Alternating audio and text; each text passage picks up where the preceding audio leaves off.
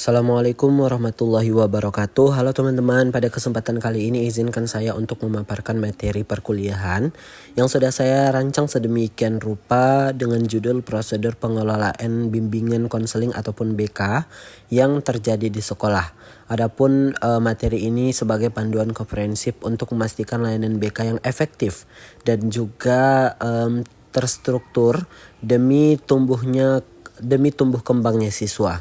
Nah, kita awali materi ini dengan peran dan fungsi bimbingan dan konseling. Ada 4 teman-teman. Yang pertama ada pengembangan diri, yaitu membantu siswa mengenali potensi dan mengatasi hambatan dalam pengembangan pribadi, sosial, belajar, dan juga karir. Dan yang kedua ada perencanaan karir, yang mana dalam itu kita membimbing siswa dalam mengeksplorasi minat, bakat, dan pilihan karir di masa depan. Yang ketiga ada fasilitas belajar, yang mana kita mendukung siswa dalam mencapai prestasi akademik dan seterusnya, dan terakhir ada kesehatan mentalnya. Nah, kita juga harus menjaga kesehatan mentalnya ya. Dan selanjutnya ada juga landasan hukum dan juga etika BK. Yang pertama ada dasar hukumnya, yaitu pengelolaan BK di sekolah harus berlandaskan pada regulasi pemerintah terkait pendidikan dan perlindungan anak. Yang kedua ada kode etik profesi. Nah, ini juga harus terlindungi dengan kode etik, yang mana konselor sekolah terkait pada kode etik profesi yang menjamin kerahasiaan dan juga pelayanannya. Yang ketiga, selanjutnya teman-teman ada tahapan perencanaan program BK. Nah, ini juga ada 4. Yang pertama identifikasi kebutuhan siswa, yaitu melalui asesmen, survei, dan lain-lain. Yang kedua ada perumusan tujuan program, yaitu menentukan sasaran yang spesifik, terstruktur, dan lain-lain. Yang ketiga ada penyusunan rencana kerja, yaitu pengembangan aktivitas, jadwal, sumber, dan lain-lain. Yang terakhir ada penetapan indikator keberhasilan. Nah, sekarang kita masuk ke implementasi layanan dasar BK. Di dalam pelayanan BK ini teman-teman, ini ada beberapa yang harus kita laksanakan, yaitu bimbingan klasikal, dan yang kedua ada bimbingan kelompok, yang ketiga ada bimbingan pribadi, dan yang terakhir ada konsultasi orang tua. Nah, ini harus berkaitan antara satu sama yang lainnya dan harus saling berhubungan. Dan teman-teman selanjutnya di sini juga kita akan bahas tentang layanan responsif dan pendukung BK. Layanan ini bersifat kuratif dan juga pengembangan, yang mana ini meliputi konseling individual, konseling krisis, referral, dan juga mediasi. Nah, di dalam mediasi ini juga kita membantu menyelesaikan konflik antara siswa dan pihak lain. Nah, mana tahu ya kan pihak lain tuh ada yang bentrok gitu sama siswa yang kita konseling.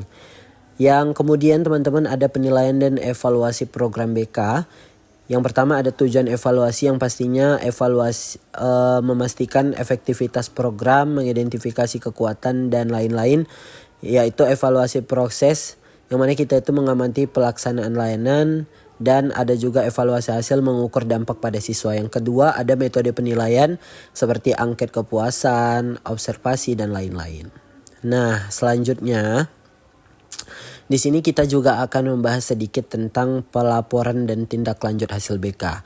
Yang pertama penyusunan laporan seperti dokumentasi hasil evaluasi, rekomendasi, dan lain-lain. Yang kedua ada penyampaian laporan disampaikan kepada siswa, kepala sekolah, guru, orang tua, dan pihak yang terkait. Dan yang ketiga rencana tindak lanjut, yang mana di dalamnya itu pengembangan strategi perbaikan dan lain-lain.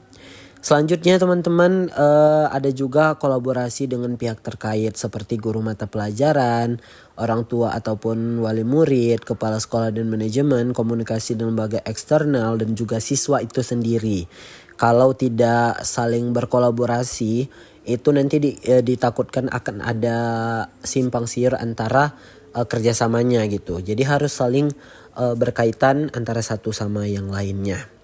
Nah, teman-teman selanjutnya kita akan membahas tentang kesimpulan dan juga best practice dari pengelolaan BK yang efektif. Pengelolaan BK yang efektif adalah investasi yang paling penting bagi masa depan siswa dan kualitas pendidikan secara keseluruhannya. Produktif dan preventif, yang mana fokus pada pencegahan masalah sebelum berkembang. Yang kedua ada kolaboratif, yaitu melibatkan seluruh pemangku kepentingan yang ada di sekolah.